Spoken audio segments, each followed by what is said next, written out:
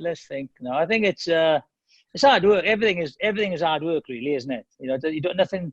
Very lucky if things come easy to you. So I started off. I'm from a little village in West Wales called Crusaders.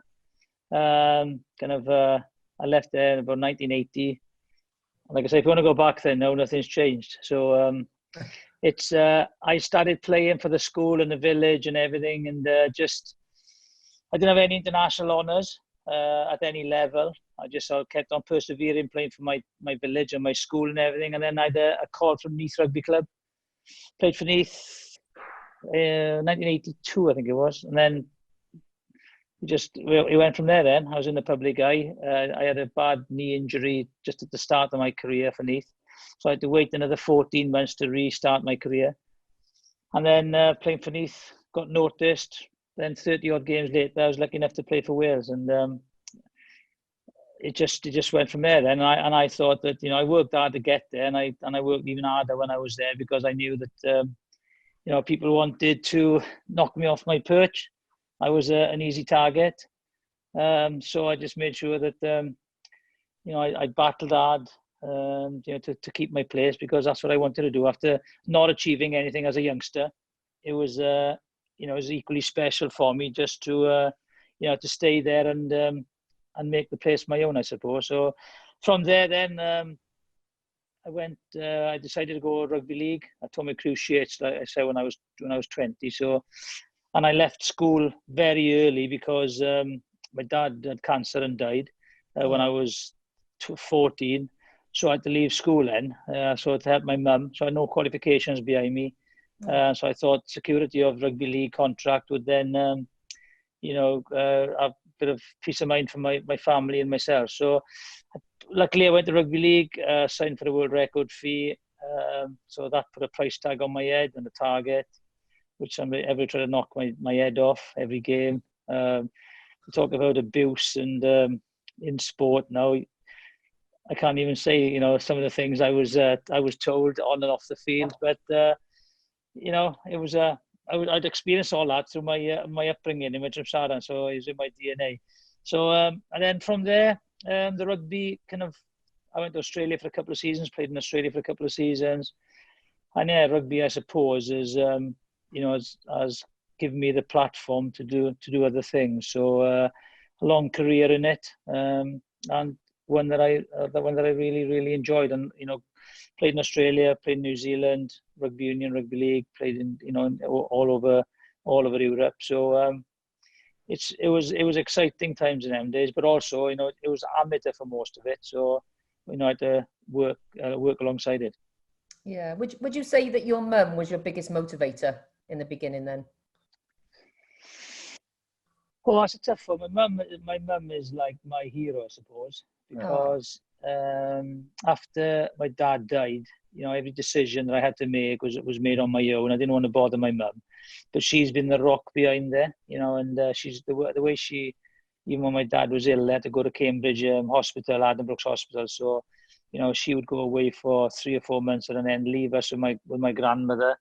And at the time, you know, we didn't know she had dementia, so that was fun and games staying with my grandmother with dementia. So, you know, trying to lock her in the house and not leave her escape and things like this. And so it was kind of tough, but you just had, you know, just to make the most of it. So, but she was, you know, she is my hero. My dad, I think, was my motivation because he's the one that kind of enjoyed the rugby, and he's the one that set me on my way and said, look, you gotta, if you're not any good, look good anyway. So my shoes were clean and my socks were up, so that'll baffle him for a bit. But then I think he's my motivation, I suppose, because he thought he saw something in me, and because he never saw me achieve anything when I did. I think that was the motivating factor. My mum has always been the rock behind me, and you know, she still lives in Tramsara and she's 81 this year. Yeah, she's the one that's kind of glued us all together, I suppose. Well, that's what they say. They say behind every good man is a fantastic woman. Is that right, Mr. Sloan? Yeah, that's right. Yeah, I've got to agree with that. I wouldn't disagree with it. I need my teacup tonight, so I won't say nothing. But was it always your dream to represent your country? And what was your biggest highlight of your rugby career? I think it's when it all depends where you come from. Wherever part of the world you're in, there's always some kind of sport as the sport, or it don't matter what sport you play. And if you start playing sport and you kind of get recognised, there is kind of an ambition. You want to achieve the best that you possibly can. And for me at the time, I was playing for Wales, and having not achieved it as a youngster, because if you play, like the area I'm from, I have 3 secondary schools, and then it's called Mynydd Mawr area. So we played against Bridgend, Cardiff, Swansea. They'd have 20 odd schools. I wouldn't have the ball at the start as a standoff, so I had to make the most of bad ball or back football. So when I didn't achieve anything at school, I thought I just kept on persevering, and the opportunity came. So when it did come, definitely the best moment of my.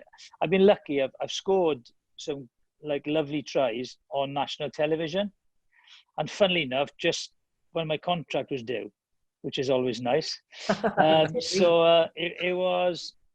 But putting all that aside, if you win things, you score some great tries, you have some amazing moments. But yeah, the highlight of my whole career was actually achieving my first cap for Wales, and running out for Wales at Cardiff Arms Park was just the best moment of my whole career. I can imagine. Excellent. And how did you switch your career from playing rugby to commentating? Well, it wasn't. It wasn't planned.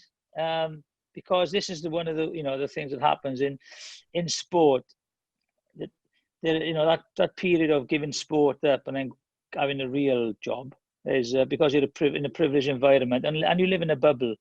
And that's why I always worked when I played. I always wanted to keep it real and keep in touch with normal life. So I don't have any. I think I didn't have any plans. I was going to go into sales because that's what I did. But then I was offered an opportunity by BBC to do 3 months, just a chance by Brian Barwick, head of sport at the time. But what I'd done throughout my career is always be open to interviews. So then I come accustomed to kind of cameras, a big boom mic in your face, being asked the awkward questions when you'd lost or hadn't played well. I'd always fronted up and done those, so I was accustomed to it. And the good thing is, all the people I met, so if you're playing for Widnes, playing for Wales, you'd have the South Wales Echo, Evening Post, Llanelli Star, Western Mail, some good journals, some crap journals. And they all had to write the piece. So the way I looked at it, if I gave them something to write about, they would write it. If I didn't give them something, they would still write something and make it up. So, and then I come to know and trust all these people. And the same thing happened in league. I did the same, like Widnes Weekly, Warrington World, Guardian, and all those people then that progressed. So they are now all editors in BBC. So I now work with those as presenter. So I was accustomed to it. And then when I went into it, it was difficult doing both codes because we do one game at 1 o'clock, rugby union, and one rugby league game at 3 o'clock. So that was always difficult because your brain then had to kind of transfer from one game to the other within a couple of hours. And if I made a wrong call, it's an easy call, like it's a 22-meter line in rugby union, it's a 20-meter line in rugby league. If I mix one of them up, you would not believe it, the shit I would have off those rugby league supporters just for saying like 2 meters of mistake. So, and something like they were called touch judges in one and linesmen in the other one. If I got them mixed up, the stick I would have. But it just came naturally then. I worked hard at it, and I look at the game differently. I analyze the game. If something happens, I can't really absorb it and enjoy it. I've just got to look at it very quickly while I'm talking, look at an analysis. So it naturally came. So it helped me as well because a lot of league players come to union as defence coaches, and I'd played with them, I knew them. So when the tactics were new to rugby union, I could elaborate more on them because I'd played the system. So I enjoyed it, and I was lucky enough to play, the both codes. So I kind of bounced off each other and helped each other. And I'm still there 20 odd years later, hanging on by the skin of my teeth because BBC are losing rights left, right and centre. And that's why I've always done something alongside it. Yeah, and I think with rugby, I mean, it's a massive social social network, isn't it? And with us being Introbiz and our network, how important do you think networking is when you're growing as a person and in your business or in your job? I started off as, you know, when you're an amateur rugby player, I started off as a painter and decorator, right? £29 a week. I wasn't a very good one. And actually pasted the wrong side of the Anna glitter once because my mate couldn't get the pattern on the wall. That's how bad I was. So it was, so I thought, but then what happened was I always worked alongside it. And after a game, you'd go to the sponsors room and, you know, mingle with the sponsors. And all of a sudden, someone would give you an opportunity because they saw something in you. And then that's the way you networked in the amateur days. And I still, when I went to rugby league, I still worked for ARC. I sold pre-coated chip-ins, which you roll into the asphalt on the motorway, anti-skid. There we are, see. And then and industrial fabrication. So I've always worked. And then what's been good as well with the network, and if you look at people that are associated with sport, and in general rugby, they're always kind of most of our university graduates, and they kind of go into business and they end up in very high positions in in those businesses. If you look at the brands that are associated with rugby, and I've been a brand ambassador for was a HSBC, BT, Lloyd's, Guinness and Heineken. Someone's got to do it. I did it. So it's a shame. I know. So it was, there's always been those brands, and if I want to contact someone from another company, I've always looked like I'd hoard the advertising boards on rugby grounds, and then I know someone who knows someone at that ground, and then that's the way it networks. So it's I think it's rugby and sport in general has always been a good network facility. Oh, it's so important, and that's how a lot of rugby stars now have grown their network, have come out of the professional rugby field and gone into high profile roles in different companies because of their network and their net worth of people that they've met, which is like in paramount, Well, we've just secured Raphael Burke, who's ex-Manchester United player. He's just joined our network, hasn't he? Last week. So it's huge. It's huge. A lot of them go into the property game as well, which is good. Yeah. Just go back to commentating. What was the best match you ever commentated on, John? Oh, there's been so many. I've been very lucky. Some exciting rugby league games. New Zealand and Australia play each other in a World Cup final.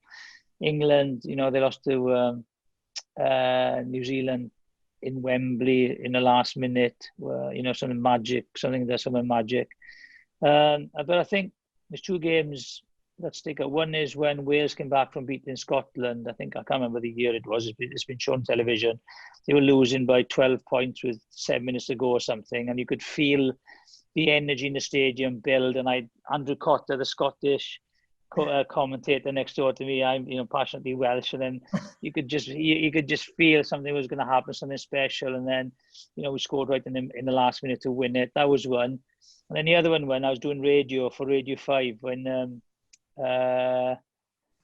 Wales beat England in the World Cup in Twickenham. It was just, I don't know what it was. It was an evening match. It was a huge game. Wales had been written off, and England were so dominant in that game. And you can just see kind of panic coming into England. They couldn't just, put us away. And unbelievably, we snuck it, which I still to this day can't believe how we won it. But when you get things like that, when you think you've got no chance, and all of a sudden it pops out, and it's the magnitude of it in the World Cup, then we go through, and unfortunately they lost to Australia, so they went out.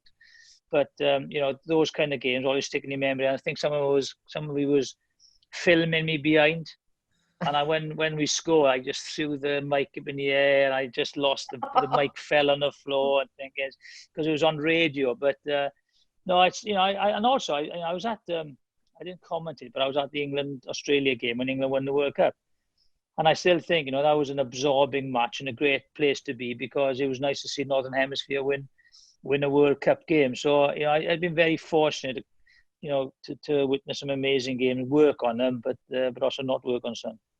And also, I've been watching some of the amazing tries that you scored. What's the most memorable try you've ever scored that you're thinking, wow, that was something special?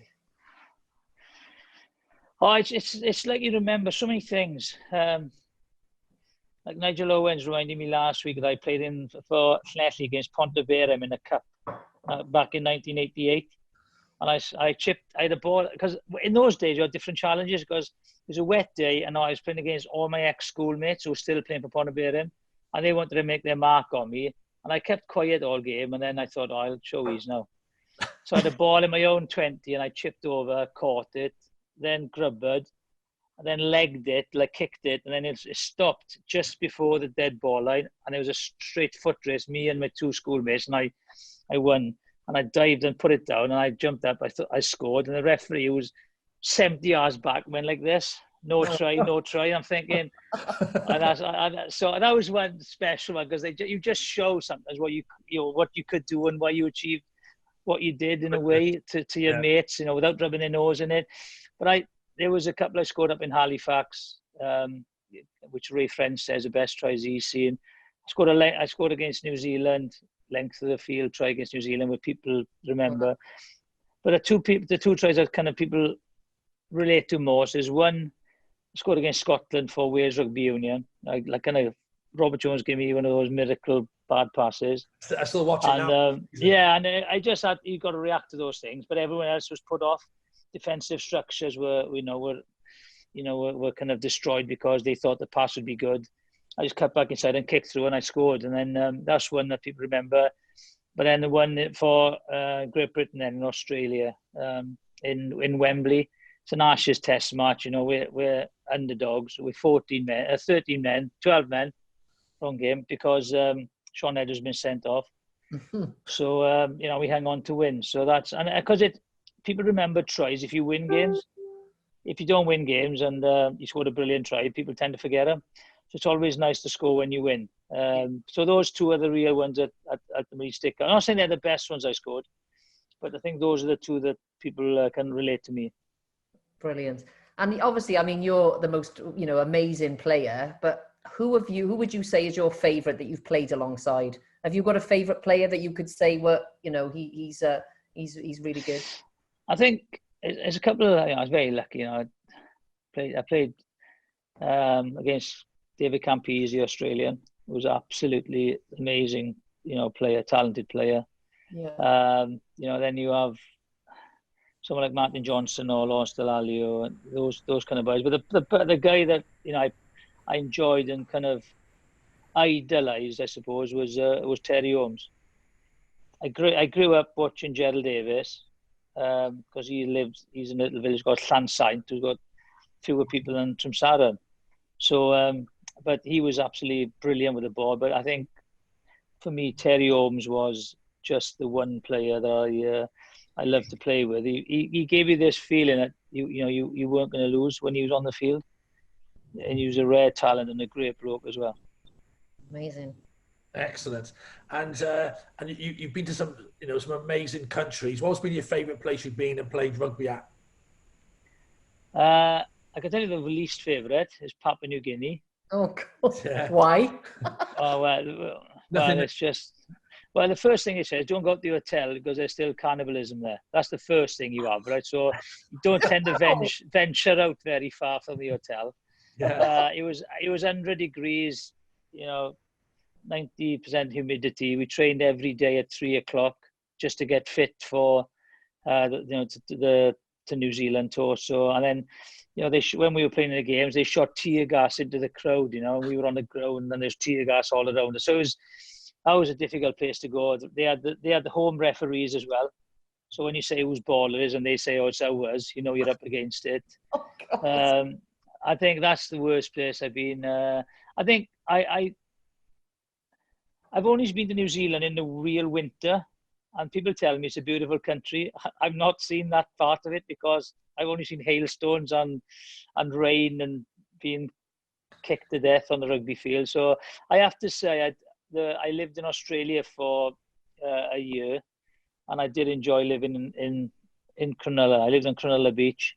I enjoyed the kind of atmosphere of Australia, the outside, a lot of outside stuff going on. The weather was nice. So I have to say I really, really enjoyed Australia. Oh, amazing. I know it's one place we haven't been, have we? We'd love to go there. Yeah, and I was offered a 3-year contract with the Sydney Bulldogs, but witness would have gone berserk because I was in a contract with them. It had been a legal battle, but then I went back. I think I went back for 8 or 9 years every annually, and it is a long, long way away. That's the thing. It's that's the only thing that's got against it, but it's an amazing country. Oh, fantastic. Well, I'm sure we'll get there at one point. Oh, definitely, yes. Well, we're not working. Yeah. You do a tremendous job, and you're the president of Velindre Cancer Centre. How has that impacted your life? I know just from a personal experience, my mum passed away from breast cancer at 49 years old, and she spent a lot of time at Velindre, and they do a tremendous job there. But what's the impact of your life, your support you've done there? I think it's when my dad had cancer, the only 3 places in the world that could treat him were Cape Town, San Francisco, and Edinburgh. So there's no way we could ever afford to get to the countries. So, and my mum had to spend a lot of time away from us, and that was really, really, really difficult. Especially my sister's 2 years younger than me as well. So that was hard. When they were home, it was hard, but when they were away, it was even harder. But then, unfortunately, again, my wife was diagnosed with stomach cancer when she was 34, and I was 34 at the end of my career. And although it's still tough, but it was made so much easier because Velindre was on the doorstep. I lived in Cardiff. So I could get up in the morning, put the kids to school. I had a 7-year-old, a 3-year-old, and a 1-year-old. So I'd sort them out. And Mum helped a lot because I moved her up from Crusaders to live in Cardiff.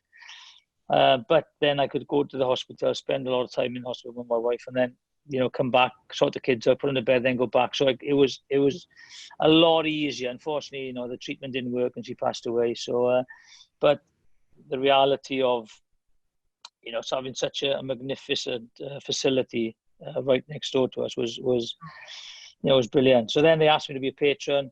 I understood, the treatment process and the testing process and what people went through. It's difficult, it's really difficult for, the patients, but it's just as hard sometimes, for people who are close to them, because it's amazing how resilient those cancer patients are. They just go, right, I've got it, let's get on with it. Deal with it. I've got to do it. And they're so tough because it's happening to them. And, so they asked me, and I became involved with them, Patreon and everything. And I started to then try and create the culture of participation, creating the awareness, going into companies for charity, charity for that particular year. Typically this year, the charity was Cardiff Airport, and then coronavirus has come along. So hopefully they can extend it for another year. It's all a question of just building that culture, then building the reputation, because you've got such a great product. And then you bring people like, you notice that Gareth Bale, Geraint Thomas and Sam Warburton are from Whitchurch, from the hospital. So I tried hard to get them 3 as patrons. Now they are patrons. You get Stereophonics, their family's been treated there. Manic Street Preachers' family being treated there. And then you just get them all involved, and you raise the awareness. By getting them people involved, you raise the awareness. And getting on bike rides, getting 50, 60 people on bike rides, then, they just spread the gospel how good it is. And, then people who are on that bike rides you don't know who they are. They all mix. I take a piss out of them. I kind of cajole them. I give them a cuddle when they start crying because they think it's too hard.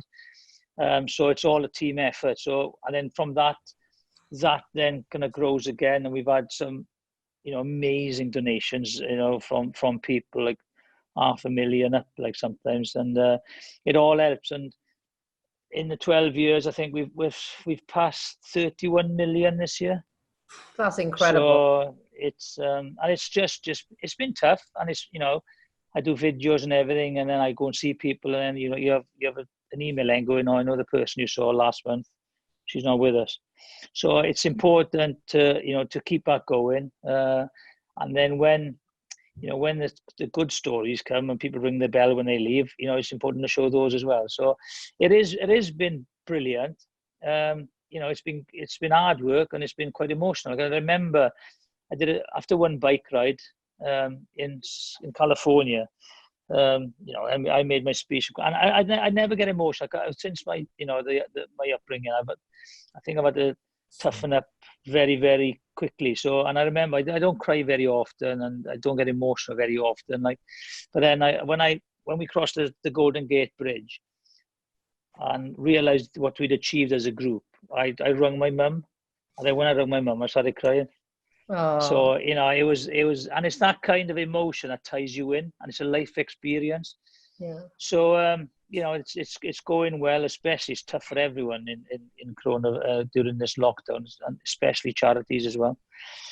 So I'm very proud of the work that we've all done. You know, I'm the president, but everyone from, you know, the receptionist to the tea lady, there's a voluntary tea lady, to everyone who raised the school kids. We try and get everyone involved. And yeah, that's what I said. Going back to I made a speech after the ride, and I was quite emotional. I said, and I made a few jokes. And then Tom Crosby, the chief medical officer, just got up and said, and I'll never forget, his opening line of his speech was, I deal with death every day.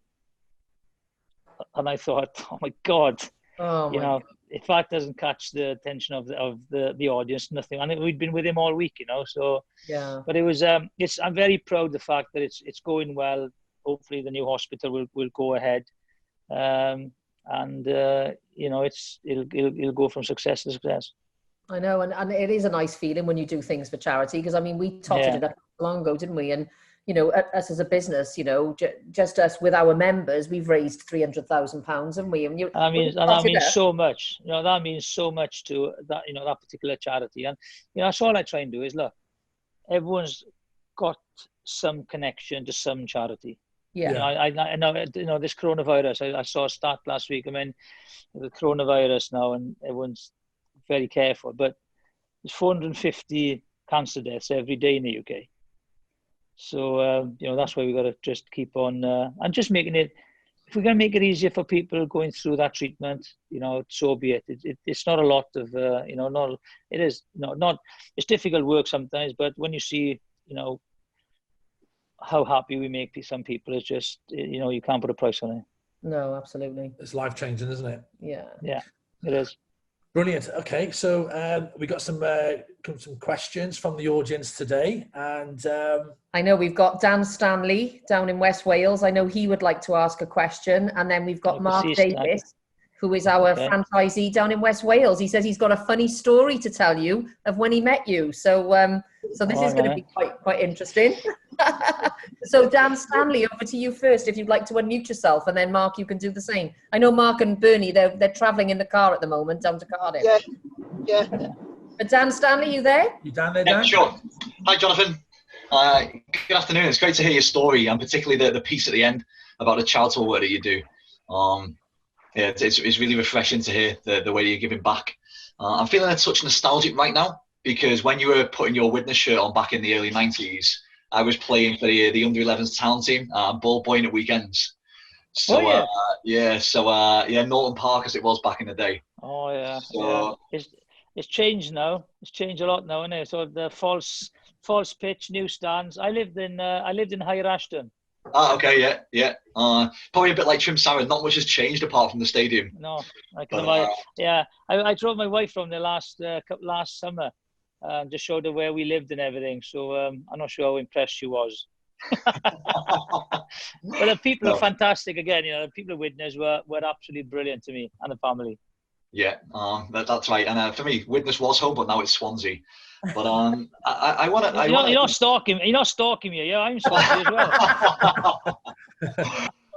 It's not my intention, but it looks like our paths are crossing.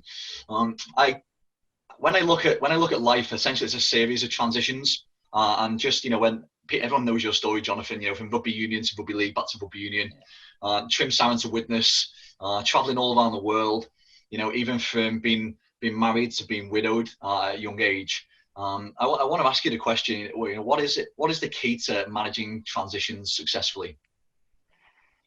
I think it's it's preparation for a start. I think, and you have to compartmentalize. I think for me, having the pressure of playing for Wales and living under the spotlight, I knew it was going to be the same when I went up to Widnes, and everyone thought I was never going to make it. And that was my motivation. But the thing that was important to me was one, to pick a good side, because if I could break into that side, I wouldn't be the one. Everyone would play their part in the team effort. If I do a bad side and they say, "Oh, there's your super signing, giving the ball, and you'll do everything," it doesn't work. So the picking of the side was important. And then when I went up there, I made sure that everything was okay at home. So that the priority was making sure that my wife was happy with schoolings, GPs, anything with the house, that if I wasn't there. So she would be comfortable in her environment with the kids sorted, so then I could focus 100% on what I was doing. And then I would absorb everything about rugby league, and ask questions. I suppose a little bit of pain in the arse because I didn't know anything about the game, prior. So, and that's all it was. I just went up there and then made sure that everything else was okay, and that I could just focus on what I had to do. And then, luckily I didn't have any injuries, and it's just preparation is the thing, and hard work. Yeah. That's all it was really. Just and make sure you pick in the right options before you make the big leap, I suppose. Yeah, that's really helpful, particularly the point you made about making sure everything's okay at home. Because if everything's okay at home, then you can apply yourself to whatever aspect you're moving into. So yeah, and I think it's important. If something isn't right or something isn't happy, it's going to fester. And I think it's your family life is the most important thing. So you've got to really focus on to keep them happy first and foremost, and then the rest hopefully then will naturally happen. So it was. Because it's a tough move for everyone, because we moved all our family up, and what I did as well, I thought, right, if I'm doing it, I am going to go right into the mix. I'm not going to. I had option to live in Mold, I had option to live in Chester, and do travelling back and forth. But I thought if I'm doing this, I got to understand, what that club means to that town, and by doing that, by living in the area, then if I played badly or if I played well, you have the praise and you have the criticism when I'm drinking in the Albert after the game on a Sunday night. So, you can't get away from it, because if you did go away from it, I think you'd feel slightly alien, and you'd be alien to the fans as well. So, it's that was important as well, to just move right into the middle. Yeah, go all in. Yeah, I like all that. in. Yeah, All thank in, you, Dan. Thanks, Dan. Thanks, Dan. Thank you. Okay, we got Gary Ullman in Cardiff. Are you there, Gary? I think he'd like This to could be anything. This question could be anything. Hi, Jiffy, you mate, all right? Yeah, good guy. Long time no see. Are they earrings or are they sort of ear pods? They look very... something new in lockdown. Something new in lockdown. Something new in lockdown. It pierced my ears. You've asked your story a little bit weird, because I didn't think many people would know the reform of painting the deck. I was going to ask who painted the lounge, but I thought I didn't know. Oh no, I don't touch them now. I just I think it's and during lockdown I've been back on the brushes. Yeah, I think everything's been painted. The fence has been painted. Outside lights have been painted. So I think just knuckle down and get on with things. That's what you generally do. And I don't like painting anymore. Those days are behind me. But I had that gift I sent you with a rugby player and a football player. Like you seem to enjoy that. All the emojis you sent back. Do you see that one? I've seen so many things now. I forgot half of them, to be honest. I'm on so many groups.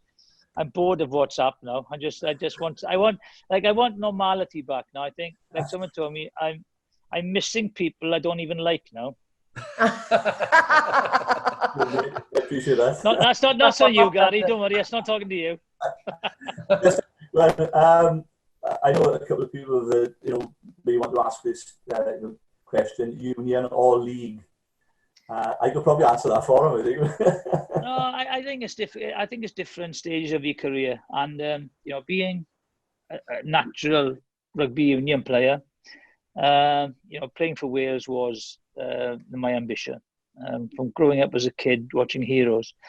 But then when I went to rugby league, it was more of achievement, because I had to learn a new game and in the public eye and prove to people that I could do it, you know, after a big price tag. So I think maybe, and it's very difficult. Nothing beats playing international rugby union, nothing. But I think on the club scene with the atmosphere from the rugby league, and I think I was at my best at rugby league. I played with a good side, and you know, I really enjoyed it. I was fit. I had an off season. I was free from injuries. So, and in rugby league, you don't have contact in the week. So every game I was like really raring to go. So I can't say which one. I think I was at my best in league, and I maybe, you know, I enjoy playing rugby league a little bit more than rugby union. But again, nothing beats a great international match. So it's a very, very difficult call, because they're both so different. You know, they're both so difficult, different, the games. The only way I could describe it is, one is they're like snooker and pool. They look similar, but they're totally different. So that's the only way I can actually. But I was very lucky. I enjoyed playing, you know, both codes, because I played for good sides. Yeah, good. Thank you, Jeff. Catch you again. Cheers, Gary. Thanks, Gary. Thank you, Gary. Mark Davies, our franchisee in West Wales. Over to you, Mark. Hi, Jonathan. How are you? All right? He's I'm driving. good. Oh, I'm driving. I can see him there. Yeah, can you hear me okay? Yeah, well, I can hear you. Good. Keep your eyes on the Right, road. well, I just want to say that well done for, you know, everything you're doing with Velindre and everything. You know, it's a subject that's close to my heart too, because my mum passed away with cancer, but unfortunately, she didn't accept the services of Velindre. She just wanted to, you know, do her own thing. But I know they do great stuff there, and you're doing a fantastic job. So well done there. And it was interesting what Dan said. Actually, I admire the fact that when you went to witness, you actually went in to witness and stayed. You know, it's easy to move around the outside in a nice place, in a nice city outside or whatever. But you actually went into the heart of the place, and then you get the feel for the city, don't you? They become one of them. And I think that's a fantastic thing to do. So well I think I think you understand what, you know. I think you got to understand what it means to people. You know, it was a big change of life for me, but I thought it was nice to see that, you know, they were excited that I was going there, and I wanted to prove to them that, you know, Witness have spent their money wisely. So yeah, I've always been I've always enjoyed, you know, mixing with the fans as well. Yeah, I think that's a good thing as well, because I mean, we all support a team of some sort, whether it be football or rugby, and you're sort of in a sort of tribe in that sense. But you become right in the centre of it when you become one of their own, you know, and that's why people like homegrown talent playing for their clubs, don't they, and things like that, because that's what you get. You know, you get that sort of feel for someone who's like, you know, almost you can touch them virtually, you know. But anyway, but my funny story, Jonathan, right? We're going back a few years now, right? Okay. So I was out in a nightclub in Cardiff, at the top end of St Mary Street. I can't remember what it was called, but it was like, it had sort of those sort of like fluorescent tubing all around the bar at the top end there. And I walk up to the bar, and I turn to my left, and I see James Dean Bradfield from Manic Street Preachers. I thought, wow, what's he doing there? So I sort of spoke to him. I said, oh, can I have your autograph? And he said, yeah, brilliant, yeah, no problem. So I dug in my pocket. I didn't have no paper or pen. All I had was a £10 note. So I pulled it out. I said, oh, can you sign it for me? He said, yeah. So he signed it. So I put it in my pocket and thought, oh, I was pleased. And then you came up to the bar the other side of me. And I looked and I thought, gosh, Jonathan Davies. So I asked you, would you sign an autograph for me? You said, yeah, no problem. But I only had a £5 left. So I pulled it out, and you said, is that all I'm worth? You just signed a tenner of it. Yeah. But that's all I had on me. I'm sorry, John. Yeah. That's all I had on me. That's all right. That's all right. Hey, But you did sign it. Thank you very much. living in West Wales, I'm surprised you had a note on you, to be honest. Well, I'm from Cardiff, see, so I did have some. Right. That's all over it. That's all over it. Brilliant. No, And you told me that story a few times. So it's true. Yeah, That's true. okay. Brilliant. Thanks, Mark. Well, Mark and Bernie are our franchisees down in West Wales, so perhaps you'll have to speak for them one day. Okay. That'll be lovely. Fantastic. No, fine. That's fine. Oh, no worries. Okay, Mark Wilcox, do you want to unmute yourself and ask Jonathan a question? Jonathan, Shemai, how are you doing? You I'm okay? good, yeah, good, mate. Yeah, I'm good. Oh, mate. Well, Jonathan, I can remember when we used to meet up just about every week at the Lord Desbury Hotel just up in Cheshire. And then I remember I had a phone call. I was coming down the M6. It was hammering with rain. I could barely do 70 miles an hour. It was cloudy, messy. And I get a phone call, and Jonathan, it was you. And you were phoning from Australia. And you said, Mark, it's Jonathan. Jonathan, how you doing, mate? Yeah, I'm in Australia. I said, mate, what's it like? And I'm looking at all this rain, all this mess around me. Well, he said, ain't gonna believe it, mate. I'll send you a picture. The office I've got out in Australia, because they want me out here. And this office I've got, it's there over the Sound, overlooking the Barrier Reef, mate. It's just, you need to be here. And mate, if I could have got on a plane, I would have. Trust me, I really, really would have. A long time ago now. Yeah, we all have stories regarding, I mean, my brother, he was 61, and he unfortunately had also stomach cancer and passed away very shortly afterwards. And we all have next to kin or somebody we know. And what you do as the patron and president for Velindre is just, I mean, incredible. And who you bring into the fold to also participate and help with the charity, you know, may you do that till you're 100 years of age and even further. The question I have, if I may, is you were such an incredible player for the Welsh Rugby Union, and then you decided to go up north to play Rugby League, where you also became a captain for Great Britain, which I mean was incredible. And then you came back to Wales, and the Welsh Rugby Union allowed you to play for Wales again. I don't think anybody else has achieved that. So what were your greatest, if I may, challenges, opportunities and achievements, doing all that and coming back to Wales and playing and putting the red jersey on? I think it was, the hardest thing was actually coming back, because expectations were high again. I was 8 years older, a few yards slower. And really, maybe I was looking at retirement. Purely because of knee injuries and circumstances at home with Karen, my wife, you know, being ill. So it was secondary, but again, you just got to compartmentalize. You know, Cardiff had given me the avenue to come home, give me the opportunities, you know, to come back to my family to help support me.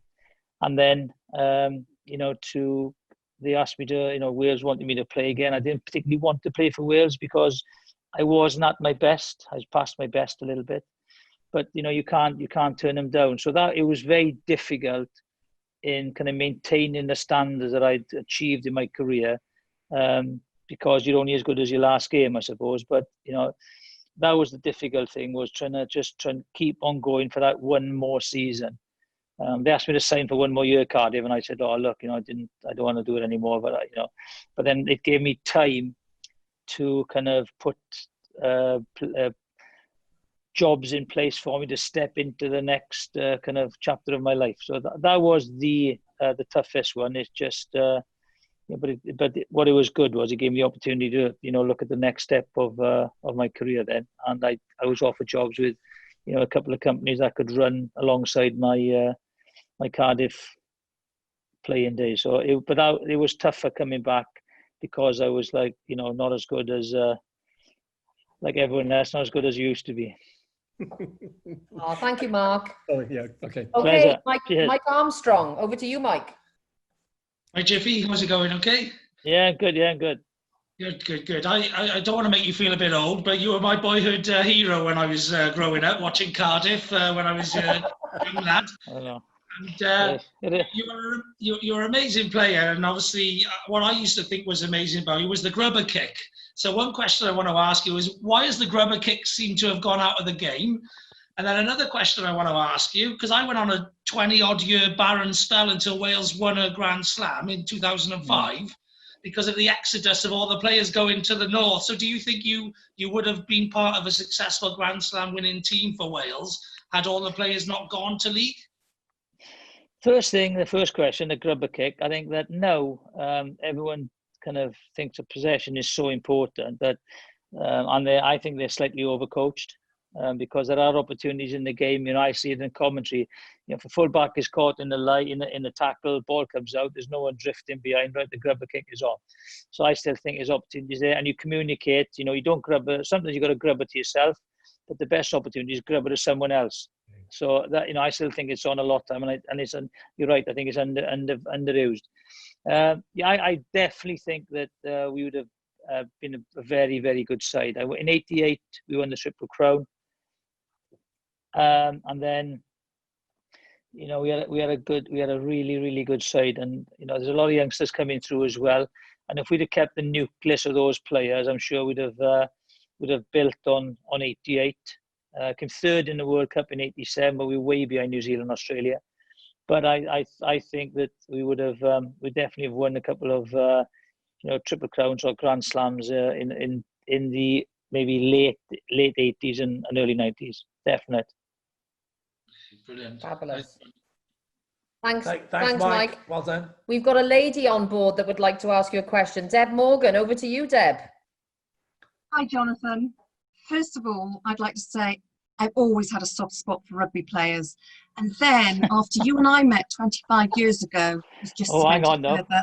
Where was that again now? And I want to share this story with you because you just proved you were such a gentleman, and it's not as bad as it sounds. 25 years ago, we met at BBC Wales in Cardiff when you were working in front of camera for Children in Need, and I was answering the telephones. And during a break, I ran to the green room just to get a drink and something to eat. And as I was going in, you were coming out, and I didn't recognise you. And I stood there and said, "Oh, hello, I obviously recognise your face, but didn't know who you were." I said, "Oh, hi, how are you? Nice to see you. I wasn't expecting to see you here." And you stood there and said, "Oh, nice to see you as well." And I said, "I really can't remember your name. It'll come to me. Don't worry, it'll come to me." And you let me go through the whole charade of saying, "Did you go to this school? Have you done these clubs? Do you drink here? Have you been there?" And you just stood there and said, "No, no." And it ended with me saying, "Oh, well, never mind. It'll come to me. I'll catch you later." And off you went to do a piece to camera, and I went to get a drink. A friend who was also working on the phones came up to me and said, "Deb, how do you know Jonathan Davies? You were just speaking to him for ages." I said, "Oh, that was his name. I knew him from somewhere." She said, "You don't know who you were talking to, do you?" I said, "You just told me it's Jonathan Davies. I knew I'd get his name some point." She said, "Deb, it's Jonathan Davies, the rugby player." And I just wanted the ground to open up and swallow me. And since then, you've just cemented in that moment, rugby players are absolute gentlemen. You could have made me feel terrible, but instead you just let me carry on. It was fabulous. It's one of those moments I'll never forget. And off the back of that, I'd like to ask you a question. How do you cope with intrusion from the public, particularly when maybe it's not quite as nice as that? I think it's... I think most of the general public are really good. They understand you need time, with your family, and people will wait. Maybe if you're having dinner, for dinner to end, or maybe you're on the way to the bar, the toilet, and they'll catch you then. So, and I've always I never thought that I'd ever be, a public figure. I've been in the queue waiting for autographs, and I remember a couple of people who weren't nice. When I went to look for their autographs, and I always said to myself, if I'm ever going to do that, I'm always going to try and sign autographs. So it's just down to, if you've got time, you give them time. If you haven't, you make an honest, if you look, I've got to go, I've got to be in air. I know when you go into the game, I'm kicking off in 10 minutes, I'm commentating. they're not going to hold a game for me. So you've just got to have a little bit of like kind of interaction with them and explain if I see you later. And I think that's key. If people are rude and abusive, well, you just got to go, look, hang on, mate. I'm not, I'll just put him in his place. So I'm not going to back down at all. But very rarely do you get that.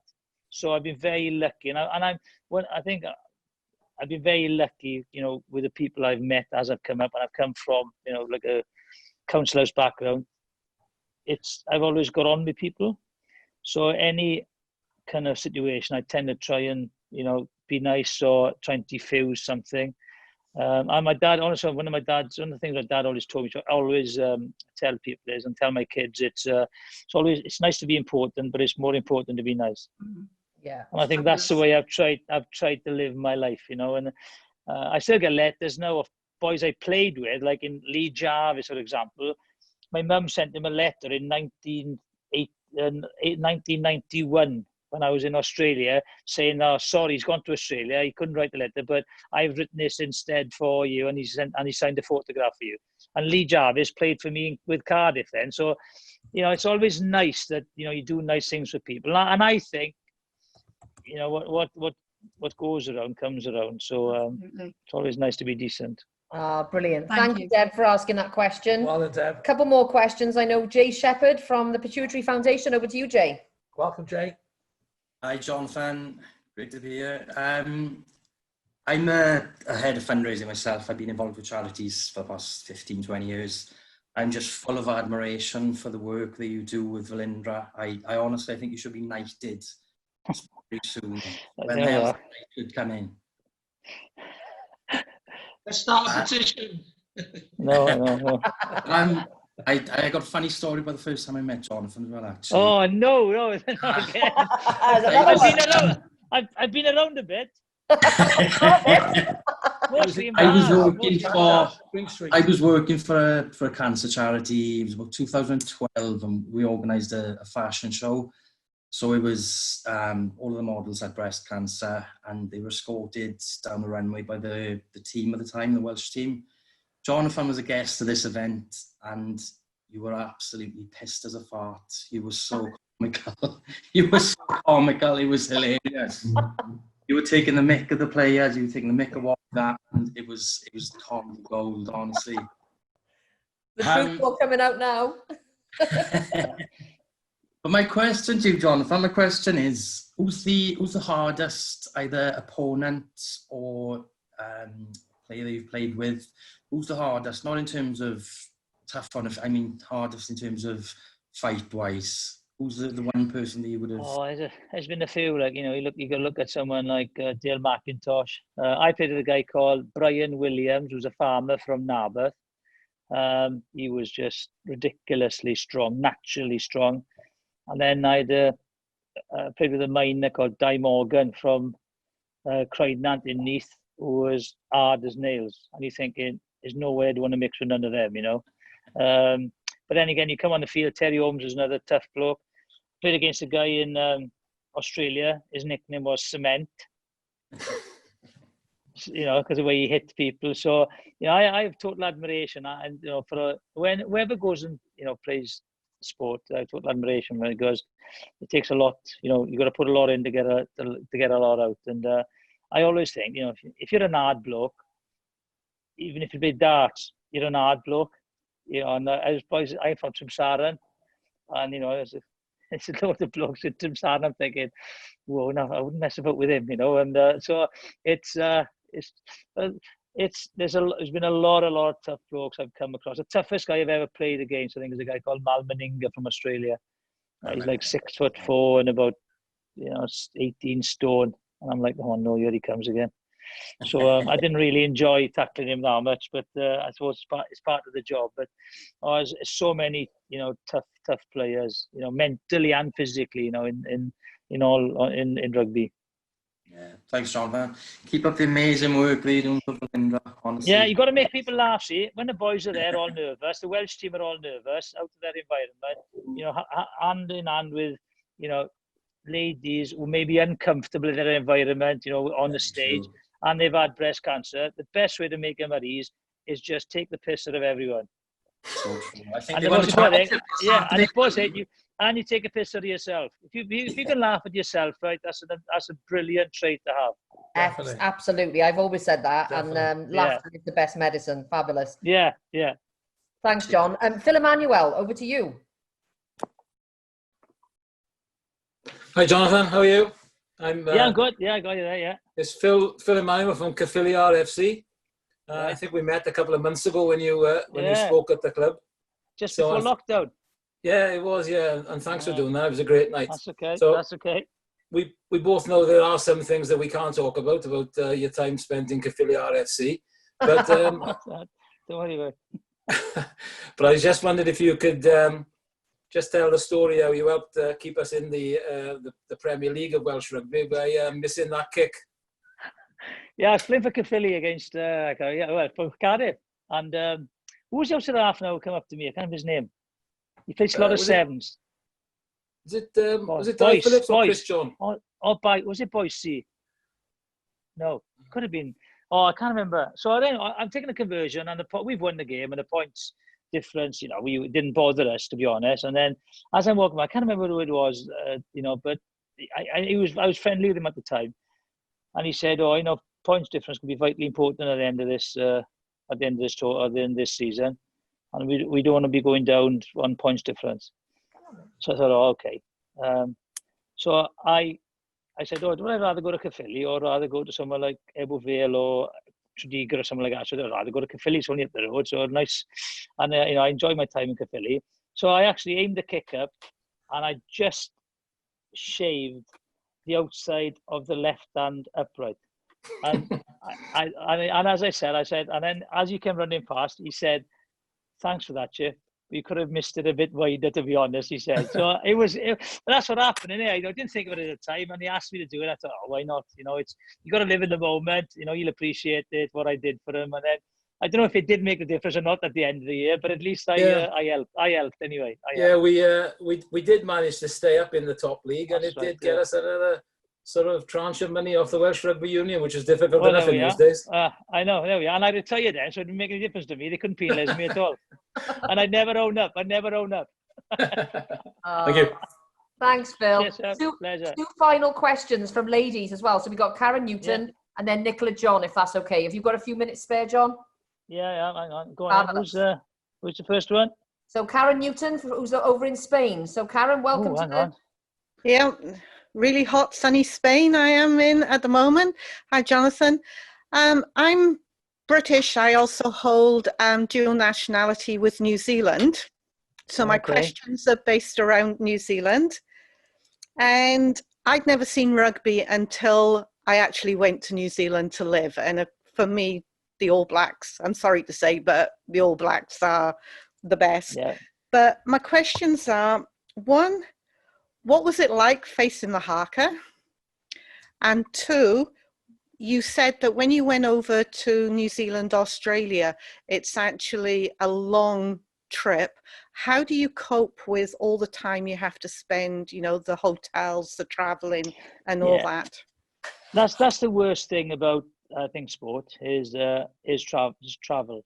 Because I know they travel in business class, or we used to travel in economy class, and I'm only 5'8", right? And then you had boys there 6'5", 6'6", stuck in economy for. I remember my first trip ever to Auckland was 43 hours, so that was very difficult, for those boys, and you couldn't lie down nothing. And we used to have a couple of pints and go to sleep in those days. But it was the travel was difficult. And then the hotels at the time maybe weren't the best as they are now. So, and that's the difference in professional sport. They look after you, and the only thing you've got to worry about is performance. So it was very difficult. But that's where it's important to have characters on the tour, because you can have, for example, your Andy Powell and you could have your Sam Warburton. Those two then would mix, and it would make the tour. Because if you had 23 Sam Warburtons or 23 Andy Powers, right, the tour wouldn't work. So then you realize you'd get on, and we'd share different bedrooms with boys all the time, which some were easier than others, but you adapted, in those conditions, and you really found out value of a person when you were away from home for a long time, because it would really affect performances, because people would really embrace the whole environment. And, you know, and some wouldn't, they'd hate it. And it is difficult because you're up against the press. The people are okay until match day, then they get a little bit more excitable. But, you know, it is what it is, and you do find the true character of a lot of people out. Facing the hacker, I kind of enjoyed it because it's a challenge, and you look at it and you just gotta, you know, enjoy the moment. You can't lose your focus because it's a challenge. I think now, though, for me, I think it's shown too much. I do think that, you know, when I was growing up or playing, you'd only see New Zealand maybe once every 3 years. And, you know, to see them, the anticipation, not only of their performances, but of the hacker was immense. Yeah.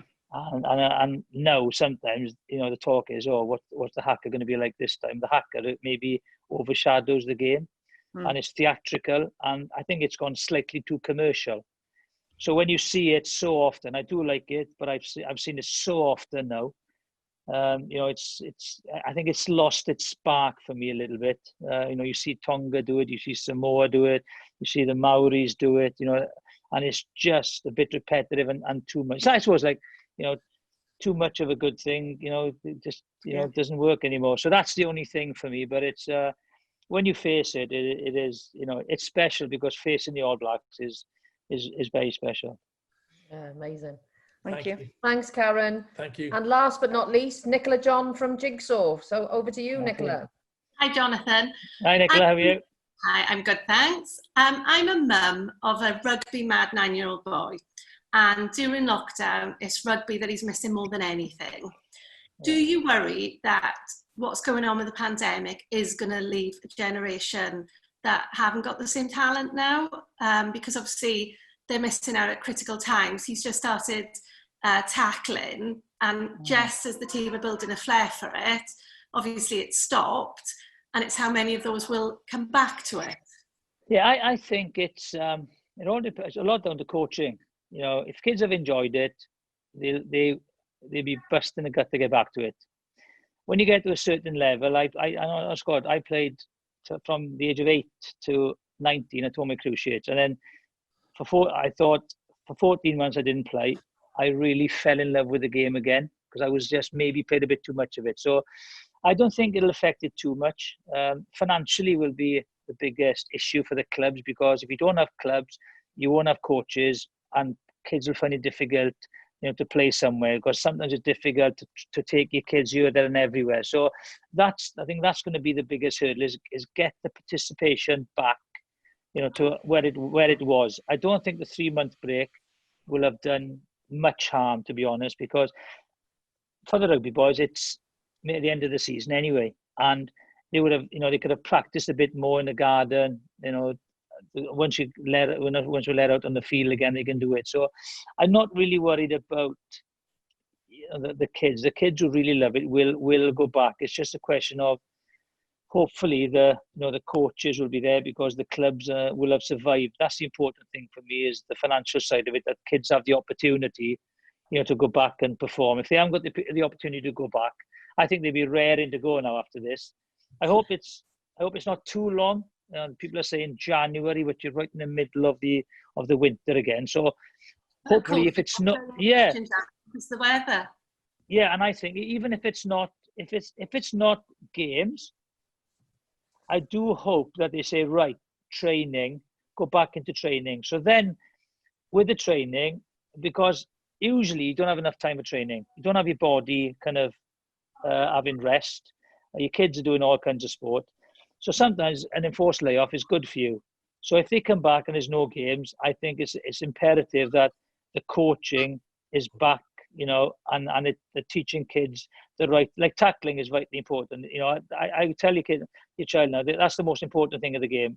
Do the core skills, you know, your hands and your feet and everything, and do the side steps and just play with your eyes up. But the thing is tackling.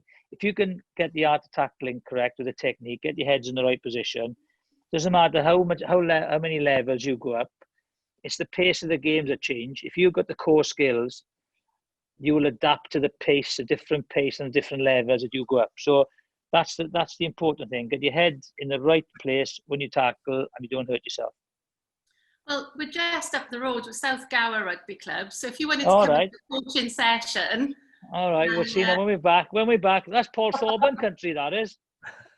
That's Paul Thorburn country. That's I'd be stepping on his toes if I went there. He'd be upset. He'd be upset if I went up there. Thank you, Nicola. Thanks, Nick. Please, one more in. I know someone has met you at the ACT Awards or the Apprentice Awards. Chris Churcher, did you want to quick ask him? I know he's just put a comment in the chat.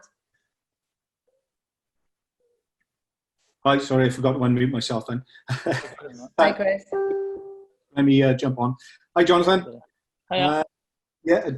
Just quickly, I've met you a couple of times at the Apprenticeship Awards in your role as an ambassador with ACT. I run a training company with my wife and we work in the network with ACT as well. Okay. So I just wanted to know, as we come out of this lockdown period and the economy is suffering as it is now, what are your thoughts on the importance of apprenticeships as we come out of this to retrain and reskill people and try and rebuild this economy? Well, I got involved in ACT purely because, first of all, I like Andrew Cooksley. He's the MD on Caroline, right? And the first thing, I loved his enthusiasm, his drive, the way that they handled people in their own kind of business. So that was the first thing. And then, of course, I was an apprentice, so I was given an opportunity. No idea what I was doing. 16, 15 left school, and I thought I'd go straight into that. So for me, it's vitally important because I think it's where who knows where you're going to finish. I would never have dreamt of me doing what I'm doing, right? I used to turn up, bib and brace, knocking on people's doors to open to paint it, right? Not glamorous, but it was a job, okay? And to do what I'm doing now, where I'm kind of, hosting things and being on television and meeting all, kinds of people, I'd never have thought that, I would be doing what I'm doing. But the important thing for me, I was given the opportunity right at the start. And what it does, it gives you kind of a focus, it gives you an identity, and then it gives you kind of, most important thing is a confidence through the social skills. Doesn't matter what you do, you have to interact with people.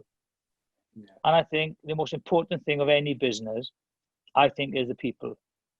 So it's vitally important that, with ACT and the government funding, upskilling staff, anything you can do to improve yourself is vitally important. And I think I'm still learning, in my rugby, I'm still kind of learning things. I've just started a new job with Gallagher Insurance because I'm trying to make the most of my kind of connections throughout my career. I'm worried, I'm not sure about what the rugby is going to be because of rights. Will I be kind of seen as a BBC person? So if it goes to Apple or Amazon or, I might be cast aside. So, thinking a step ahead, if I am cast aside, I can step back and then do something else. So I'm learning all the time. So it's vitally important that, the Welsh government still do the funding for apprenticeships and, upskilling staff. I think it's vitally important. That's where, you start your career, and where it ends, nobody knows. Yeah, that's right. Yeah, that's Brilliant. right. Never give up. Thank you. Yeah, exactly. Good question, Chris, and I'm thank you so much, Jonathan, because we obviously respect your time. That's right. We really appreciate you coming on and giving up your time for our audience and our tribe of people. And I've enjoyed it. I'm just glad I've met so many people in bars pissed. Listening, it shows that I've enjoyed myself, because I think that's vitally important. Everybody works hard, right?